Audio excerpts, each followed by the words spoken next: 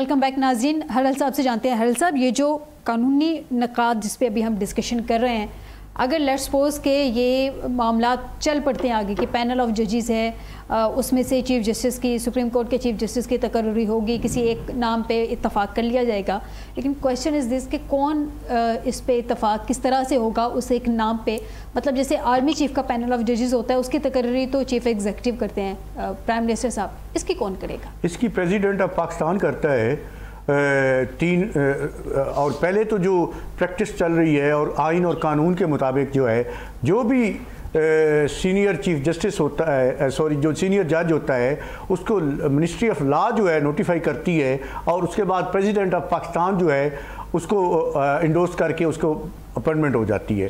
तो इसी हवाले से जो है, अगर फर्ज करें, आपका जो सवाल है, अगर फर्ज करें ये अमेंडमेंट हो जाती है, अभी तो ऐसा लग रहा है ना कि हुकूमत जैसे मंसूर अली शाह से भागने जो अगर फर्ज करें अमेंडमेंट हो जाती है कि आप जो है हुकूमत जो भी 3 मोस्ट सीनियर जज साहबान होंगे सुप्रीम कोर्ट के, उसमें से किसी एक को भी चीफ जस्टिस नामजद कर सकती है। अच्छा। तो वो हुकूमत जो है उसका जो लॉ मिनिस्ट्री है वो भेजेगी वो नाम जो है प्रेसिडेंट ऑफ पाकिस्तान को और वो उसको नोटिफाई कर देंगे। और जुडिशल कमीशन का जो है उसका क्या किरदार होगा इसमें? देखिए, सुप्रीम जुडिशल काउंसिल जो है वो एक इदारा है जो हाई कोर्ट्स और सुप्रीम कोर्ट के जितने भी जज साहबान होते हैं उनके खिलाफ जो भी कंप्लेंट्स होती हैं, जो शिकायत होती हैं, इस मैटर में सुप्रीम जुडिशल काउंसिल का उसका कोई ऐसा कोई इतना ज्यादा रोल नहीं है। सिर्फ सदर पाकिस्तान के पास जाएगा, प्राइम मिनिस्टर जी उनके तो दायरे इख्तियार में वैसे भी नहीं आता। हाँ, नहीं, अगर किसी ने नया जज बनना है, फर्ज करें मतलब कोई हाई कोर्ट के लिए, सुप्रीम कोर्ट के लिए, तो फिर उसकी जो अपॉइंटमेंट होती है वो सुप्रीम जुडिशल काउंसिल के जरिए होती है और नोटिफाई उसको भी प्रेसिडेंट ऑफ पाकिस्तान करता है। लेकिन चीफ जस्टिस जो है पाकिस्तान जो है उसका जो अपॉइंटमेंट है वो हुकूमत उसको नोटिफाई करती है और फिर वो प्रेसिडेंट जो है उसको एंडोर्स करके वो चीफ जस्टिस ऑफ पाकिस्तान बन जाता है। ठीक है, आसिफ साहब से जान लेते हैं। आसिफ साहब, ये जो अदलिया के रिफॉर्म्स हैं, क्या एक बोर्ड बेस्ड पॉलिटिकल कंसेंसस इस पे किया जा सकता है या नहीं किया जा सकता? ऑफ कोर्स किया जा सकता है। देखिए, जो इस वक्त एक वो गवर्नमेंट है आपकी, आपको पता ही है, जिसके पास वो नंबर गेम भी पूरी नहीं है, तो तमाम स्टेक होल्डर्स को साथ लेके चलना है, ठीक है जी। तो इन ऑल दिस सिचुएशन वो ये कभी भी नहीं चाहेंगे कि इस तरह की जो कंसेंसस है आपस में वो ना हो, उनकी मजबूरी भी है, ठीक है जी। और जैसे कि मर्जी का चीफ जस्टिस लाना और ये सारा जो क्राइटेरिया, अल जिहाद ट्रस्ट, वो हमारे जो सीनियर एडवोकेट थे जिन्होंने ये सारा मैटर किया था पब्लिक इंटरेस्ट में, तो उसमें ये सारा जो प्रिंसिपल ले डाउन किया सुप्रीम कोर्ट ने, इस सब को मतलब हमेशा से ये ख्वाहिश रही है हर गवर्नमेंट की कि वो जुडिशरी के ऊपर हावी रहे, ठीक है, जुडिशरी उसकी राह में ना आए। सो ऑन विद दिस गवर्नमेंट। अगर आप पिछली गवर्नमेंट देखते हैं तो वो भी तो कोई इतनी ऐसा तो नहीं था कि बड़ी इम्पार्शियल गवर्नमेंट थी और उसने ये कहा था कि नहीं जुडिशरी जो है वो बड़ी आज़ाद है और आज़ादाना काम करे। नहीं, उनकी भी यही ख्वाहिश थी, इनकी भी यही ख्वाहिश है, आगे आने वालों की भी यही ख्वाहिश। लेकिन ये मौजूदा जो चीज़ें सामने लेके आई जा रही हैं, ये ज़्यादा ख़तरनाक नहीं? आपको नहीं लगता कि अदलिया और हमारे एग्जीक्यूटिव जो हैं टकराव की सूरत में आ रहे हैं, आमने सामने आके खड़े हो जाएंगे? इसके पीछे कोई और है। बड़ी ज़ुबानी बातें करते हैं आसिफ साहब, जरा कोई और का भी बता दें।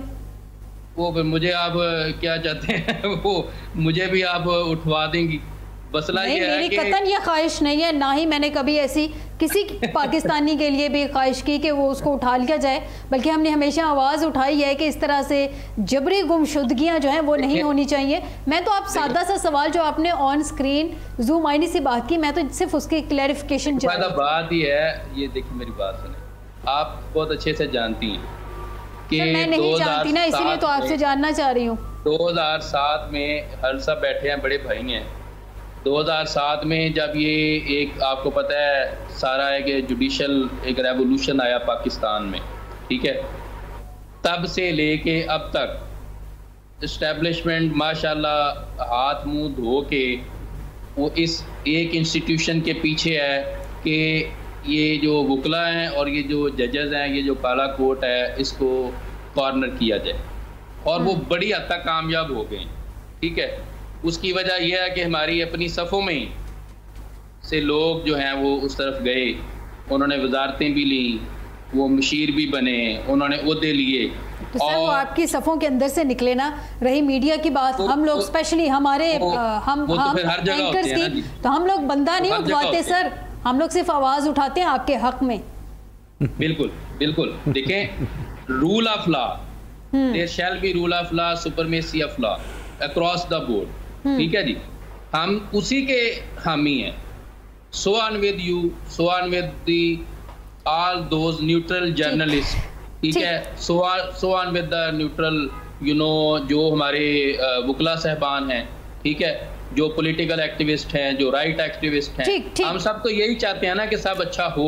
ठीक है आसिफ साहब, सारे यही चाहते हैं, मुल्क में हर बंदा यही चाहता है। आपको पॉइंट आ गया, हरल साहब से जान लेते हैं। हरल साहब, जस्टिस मंसूर अली शाह ने, आसिफ साहब आपको पॉइंट आ गया, हरल साहब से जान लेते हैं। हरल साहब, जस्टिस मंसूर अली शाह साहब ने कुछ दिन पहले तकरीर की थी, आपको याद होगा, उसमें उन्होंने अदालतों में पेंडिंग केसेस के बारे में बताया था। उन्होंने कहा कि पूरे मुल्क की अदालतों में तकरीबन 24 लाख केसेस हैं जो कि ज़ेरे इल्तवा हैं, यानी कि 2.4 मिलियन केसेस हैं। अब उसमें से उन्होंने जो तादाद बताई वो है सिर्फ 2% सुप्रीम कोर्ट में है, 15% हाई कोर्ट्स में है और 83% डिस्ट्रिक्ट कोर्ट्स में हैं, यानी कि मेजॉरिटी केसेस 83% वो डिस्ट्रिक्ट कोर्ट्स में है। लेकिन हमारी गवर्नमेंट का आज आके सारा का सारा जोर जो है सुप्रीम कोर्ट पे चल रहा है, जहाँ पे सिर्फ 2% केसेस पेंडिंग है। तो जो 83% है वहाँ पे जजेस की तादाद क्यों नहीं बढ़ाई जा रही? नीचे से क्यों नहीं ऊपर जाया जा रहा? ऊपर से ही क्यों नीचे आने का प्लान किया जा रहा है? देखिए, जो सुप्रीम कोर्ट में भी तादाद पेंडिंग है वो भी मैं समझता हूँ कि ज़्यादा है।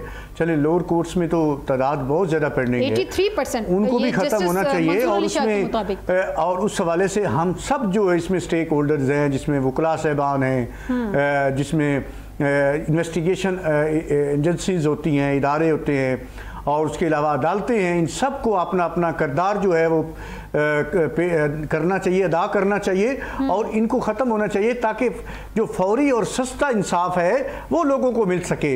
यहाँ पे तो इंसाफ जो है वो महंगा तरीन और बड़ा इतना डिले के साथ मिलता है कि लोग बेचारे, आप देख लें, सुप्रीम कोर्ट की मैं बात करता हूँ, कई ऐसे मुकदमात जो है आपकी नज़र से गुजरे होंगे कि कोई भी जो कैदी है वो अपनी सज़ा पूरी कर चुका है, जो उसकी उम्र कैद है, उसके बाद सुप्रीम कोर्ट जो है वो फैसला देती है और उसको बरी करती है। लेकिन तो ये तो सुप्रीम कोर्ट का मामला हो गया ना। सियासी मामला से बाहर निकलेंगे तो ही वो और हाँ, ये बात इसमें सुप्रीम कोर्ट से ज्यादा जो है हमारे सियासतदानों का कसूर है कि ये सारा मामलात जो हैं, जितने भी मामलात होते हैं पे डाल देते हैं, ये सुप्रीम कोर्ट में ले जाते हैं। पार्लियामेंट में बैठ के ये मामलात हल क्यों नहीं करते? सारी जमातें जो हैं पार्लियामेंट में बैठ के आप मसाइल का हल करें, जो भी मसाइल हैं, और एक सियासत जो है और पार्लियामेंट को मजबूत करें और जमहूरियत को मजबूत करें।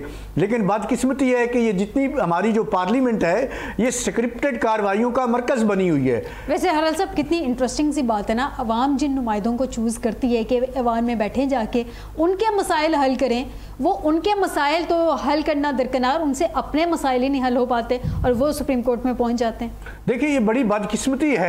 और बात, असल बात ये है कि ये मुंतखब नुमाइंदे नहीं होते, ये चुनतखब नुमाइंदे होते हैं, जिस वजह से ये जो है अपने प्रोटोकॉल को एंजॉय करते हैं, अपनी मराद को एंजॉय करते हैं और दूसरे अपोजिशन को दबाने में लगे रहते हैं और एक मुहिम चलाए रखते हैं। अवाम के साथ इनका कोई रब्ता नहीं होता।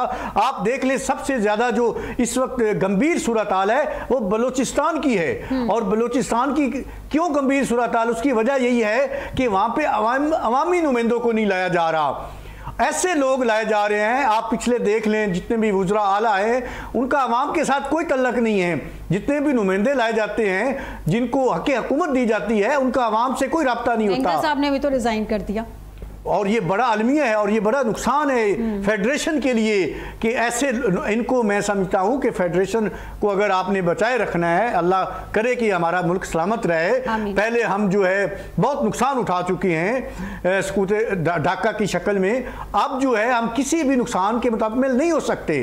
तो इसलिए जो है जितने भी ये बलूचिस्तान हैं, पठान KPK में पठान हैं, पंजाबी हैं, सिंधी हैं, सब मैं समझता हूँ कि पाकिस्तानी हूँ। और पाकिस्तानी होने की एक मुस्बत जो एक सबसे बड़ा इसमें जिम्मेदारी जो बनती है वो हुकूमत की बनती है कि इन सबको कौमी धारे में लाया जाए, जो इनके जायज़ मुतालबात हैं उनको पूरा किया जाए, और जो सर पसंद हैं उनको वो भी नहीं अच्छा समझते। जो बलोची हैं, जो मुहिब्बे वतन हैं, ऐसे लोगों को, ऐसे तकरीबकारों को वो भी नहीं अच्छा समझते। तो इसलिए जो उनके जायज़ हकूक़ पूरा किया जाए और वहाँ पे डेवलपमेंट जो है वो की जाए, वहाँ पे डेवलपमेंट नहीं हो सकती। आसिफ साहब से जान लेते हैं। आसिफ साहब, क्या ये स्टेकिंग हो रही है कोर्ट्स की, या वाकई केसेस के लिए तादाद बढ़ाने पे गौर किया जा रहा है?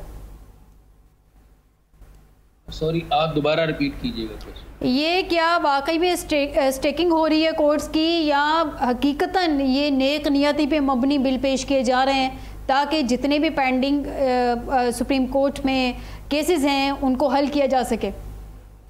देखिए, बज़ाहिर तो ये मतलब उनकी ये नीयत है और वो अपेरेंटली ये शो कर रहे हैं कैसा है, लेकिन वो आप सही कह रही हैं, ये स्टेकिंग ही हो रही है कोर्ट्स की, और वो अपनी नंबर गेम जो है वो कोर्ट्स में भी पूरा करना चाहते हैं ताकि जो बेंचेस बनते हैं उनमें उनके जो हामी जजेस हैं वो बैठे हुए हैं।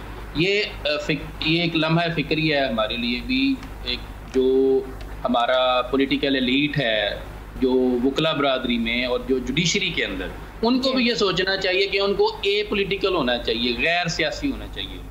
ठीक, उनको अपने प्रोफेशन से जो है ना वो जो है वो ईमानदारी से वाबस्ता रहना चाहिए और अपने काम से काम रखना चाहिए। लेकिन यहाँ पे किस्मत की सितम ज़रीफ़ी ये है कि जो वकील किसी पॉलिटिकल पार्टी का करता धरता होगा, कल को वही जज बनेगा। ठीक है, ये आप भी जानते हैं, ये पूरी हिस्ट्री इसकी एविडेंट है कि आप अगर एक अच्छे पॉलिटिकल वर्कर हैं तो कल को आप प्रोसिक्यूटर लगेंगे, कल को आप एडिशनल जो है वो एडवोकेट लगेंगे। यानी कि आपके ख्याल में ये नेक नियति पे मबनी सारी चीजें नहीं है, अपनी नंबर गेम और अपने आप को इदारों में स्ट्रॉन्ग करने के लिए किया जा रहा है? ऑफ कोर्स इसको आप 100% नेक नीति पे ठीक है, आपका पॉइंट आ गया। आसिफ साहब, आपका भी पॉइंट आ गया, बहुत शुक्रिया। मियां आसिफ महमूद साहब, आपने मुझे ज्वाइन किया, गुलाम अब्बास हरल साहब आपने भी मुझे ज्वाइन किया। नाज़रीन, आज के प्रोग्राम से दीजिएगा इजाज़त, बशर्ते ज़िंदगी आपसे दोबारा मुलाकात होगी। अपना ख्याल रखिएगा। अल्लाह हाफिज़।